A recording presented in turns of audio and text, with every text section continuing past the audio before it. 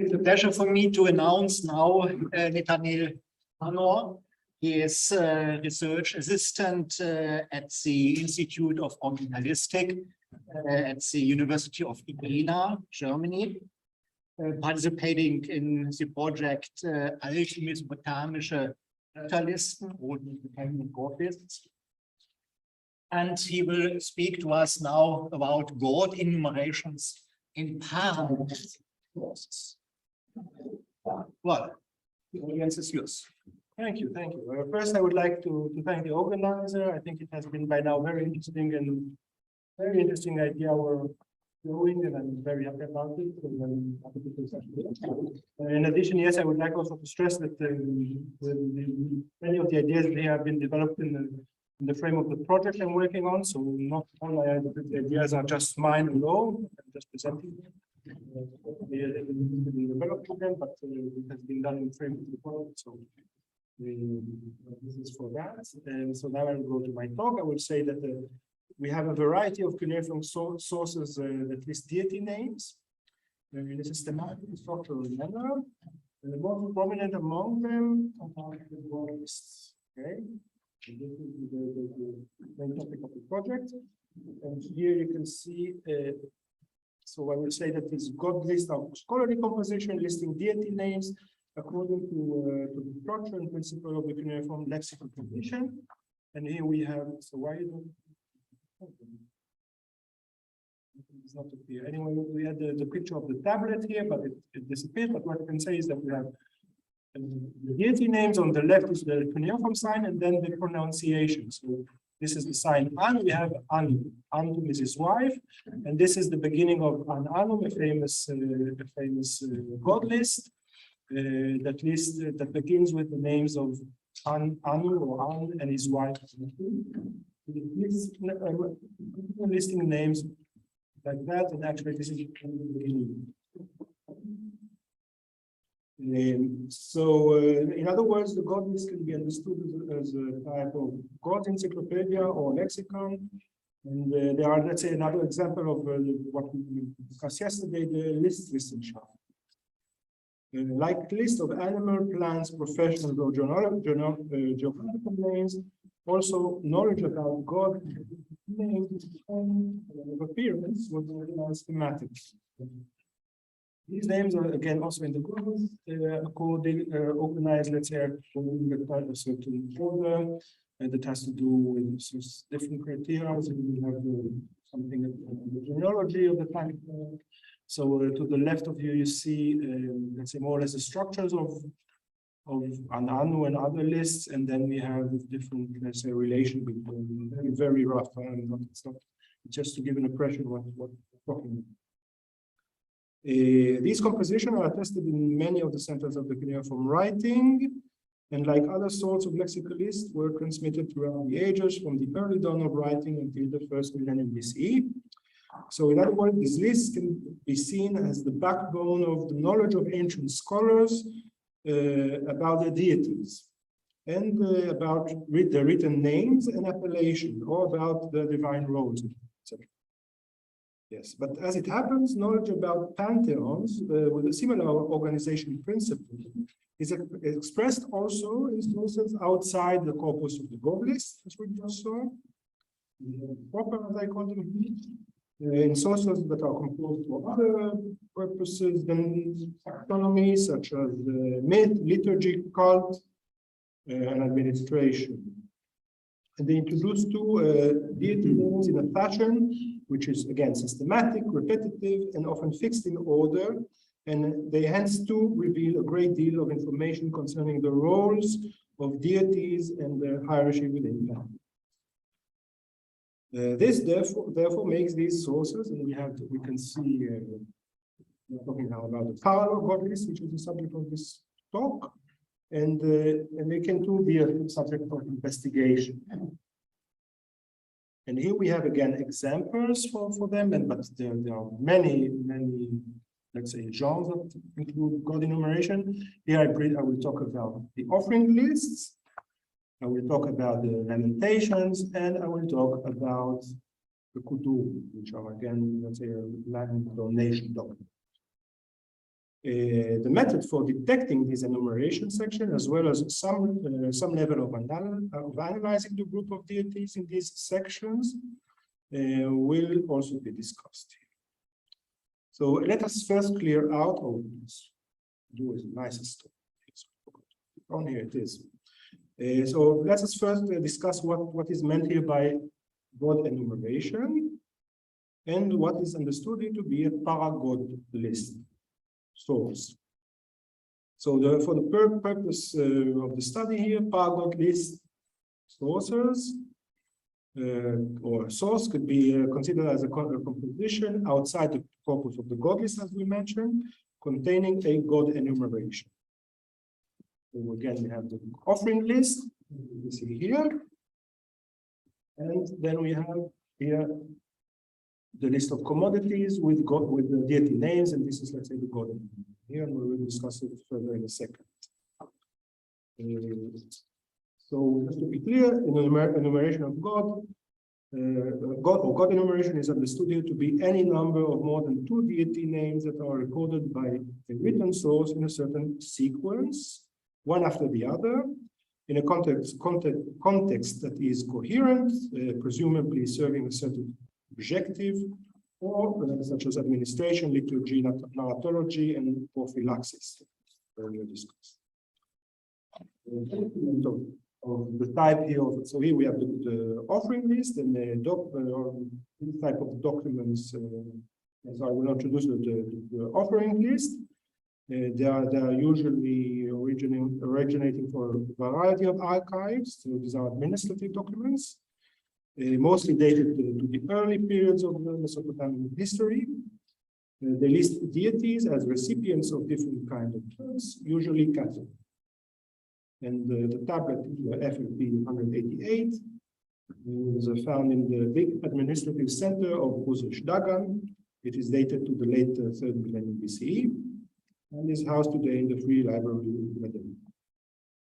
And now we will see what its content is, and you will see that we have the good enumeration. So this tablet is talking about, it lists simply what was given to the gods. We have 2 barley-fed sheep and 2 goats for Enor. Then we have the same for Ninri. Then we have 1 barley-fed buck to Ninri's son, not deity. Then we have a barley-fed buck to Nuska, and the same to Ninur, the same to Inanna, the same to Ninsun, Lugal Banda, and Nintin Uga. And then in the end of the tablet, we have let's say, administrative remark, naming the total of the goods that were given, with the person handling the transaction and the dates. So as you see, we have this tablet. These are the God enumeration, and this is the administrative remark. Okay. Now, as it is here well demonstrated, FLP 188 can be classified as a para-godly source. Since, as we've seen, in addition to so we have the information concerning the cattle and offering, but then we have the deity receiving it. And, in addition to the enumeration section, we have again the administrative remark. Right, and here we see again that it is, I wanted to stress that we have here God enumeration. And we see that the fashion that the God here are enumerated is slightly different than that of the proper list or God list. And the purpose is certainly different here again, but nevertheless, the enumeration of the gods here is still very much apparent. The deity names are depicted in a certain order that imply a certain hierarchy. The important for the study is that the order is clear and that one can clearly extract the deity names and create, let's say, a list or a table, which can later be studied and compared for different purposes. The enumeration of deities here in this offering list is considered to be relatively simple, since, as we will soon be shown, other sources can enumerate elaborated manner, namely with sequences of narratological elements embedded in a literary composition. And an example for that, I will go to the next source. It can be found in litanies. And such litanies are introduced to Lamentations. So here we have a lamentation table, HES II, and the lamentation, and these are the litanies. This is the lamentation.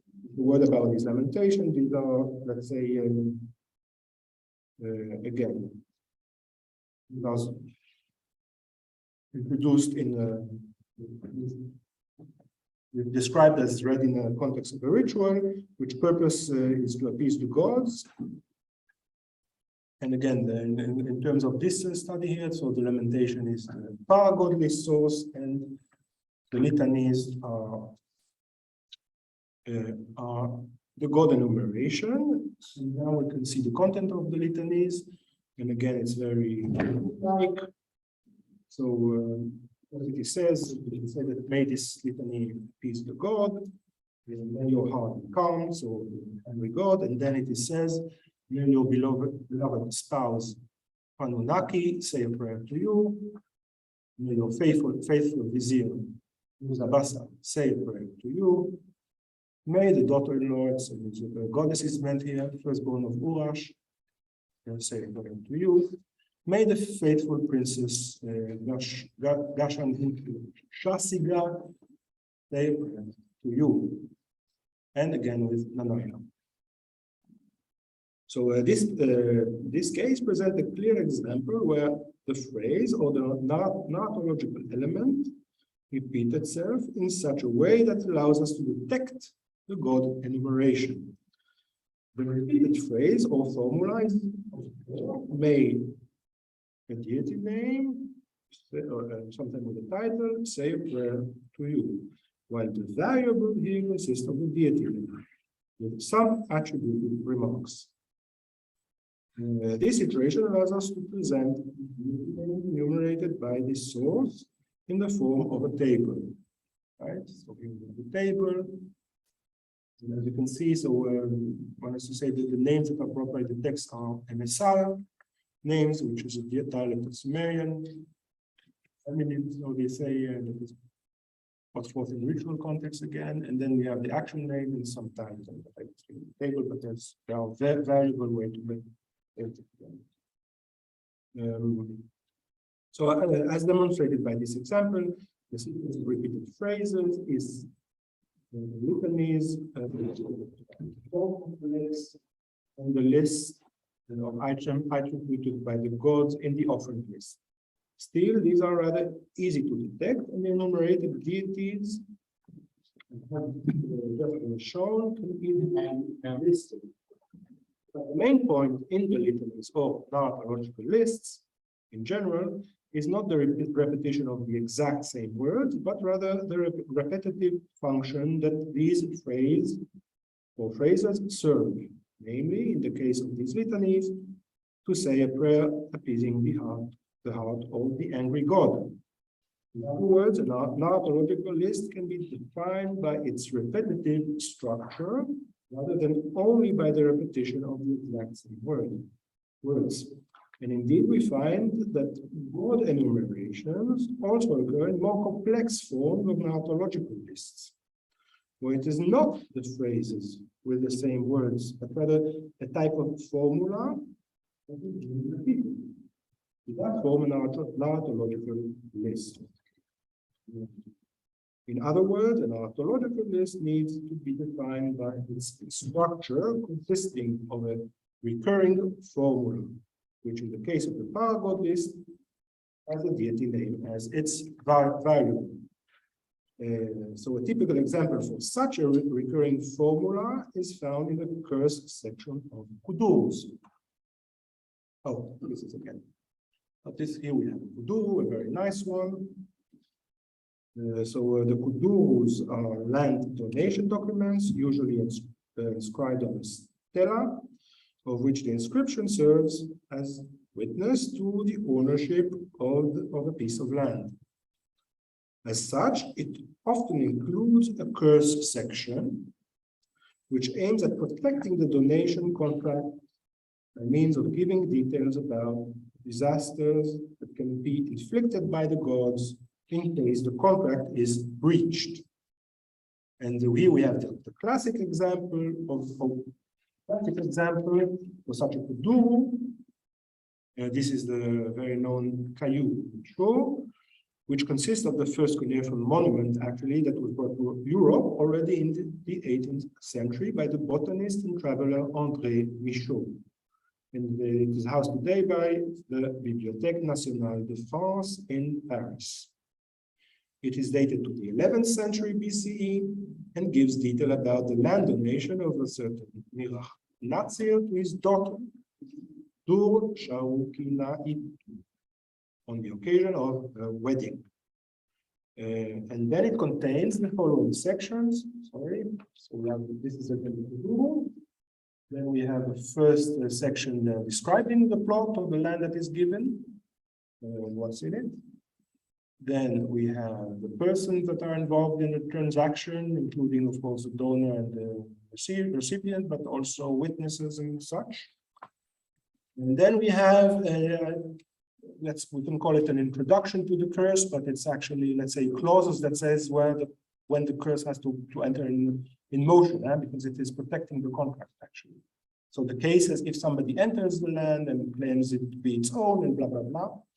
And so, all kind of terms that describe the contract being breached.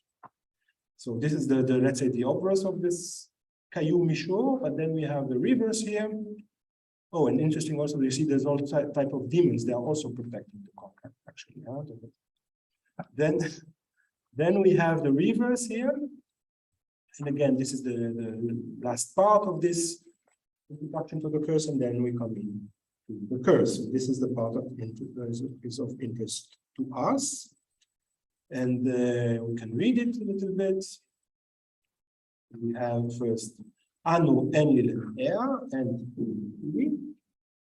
and so again, this is if somebody enters the land, etc., etc. Then Anor will look at them with anger. They will destroy his foundation and erase his name. And then we have the next curse, Marduk, great Lord, will set on him a demon. He cannot be cured.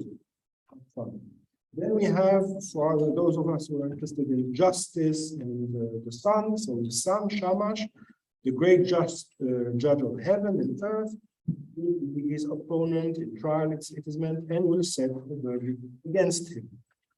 And we have the moon, seen. He will spread light. Okay, this is his title. He will cover him with leprosy this time, like a garment, and will make him run around like a wild donkey in the outskirts of the city.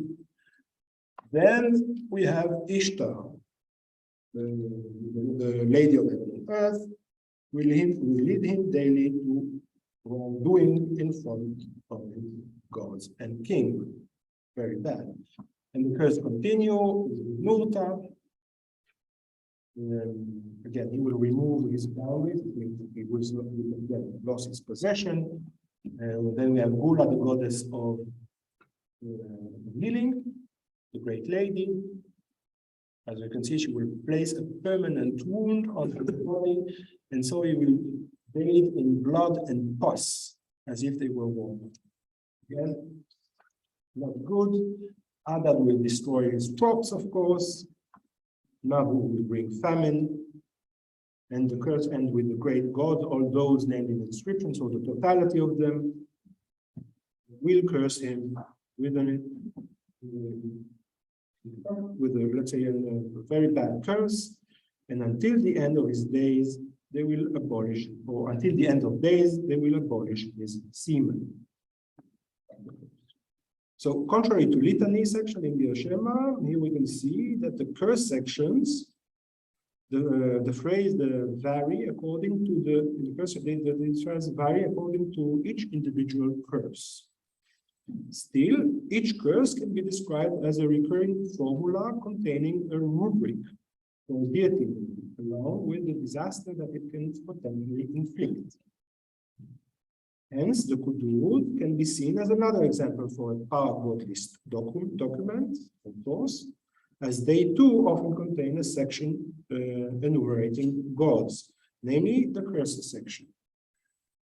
These curse sections too can be put in a table that exhibit the order in which the deities are enumerated in this text. In another table, here you can do it with the transliteration and then the actual name that is meant, the lines and so on.